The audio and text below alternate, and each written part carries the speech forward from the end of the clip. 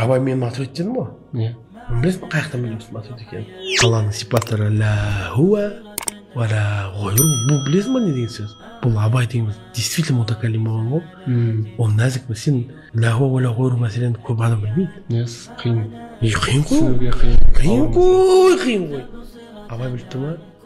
Ара не жазу керек екенін біліп тұр ма? Қараса сен сол сөзді жазып кеткен. Не? Ол біліп тұр ғой не жазу керек. Бұл оның завине сөйтіп айтып тұр ғой. Мен матридитпін деп тұр ғой. Тап-таза мен тап-таза матридитпін деп тұр ғой. Өйткені ол сөз матридтер айтпайды, матридтен басқа ешкім айтпайды. Түсініп тұрсың? Сондықтан да енді ол абай. Ал енді Шәкәрім бар. Шәкәрімнің мұсылмандық кітабының емегі бар. Оның басында ол где-то бір тоже 100 бет па қамтиды. Соның где-то бір басындағы 30 беті ма ақидаға арналған.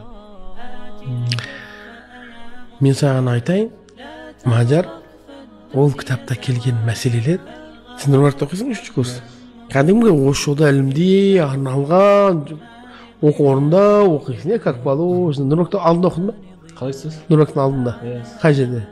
Подкурста, дұрыс па? Осы жолда жүр, ұстаздардың қасында сенің жұмысың сол да, осы ислам шариғатын ілімі. Сен де білмей қалады, мәселелер Шәкәрім қозғап кетеді. Значит, ол как минимум сенен көбірек оқыған ғой. Енді действительно маман болған ғой енді ол. Мысалы мен саған айтамын, мынандай мәселе бар. Дәлилу таману деген естіппедің?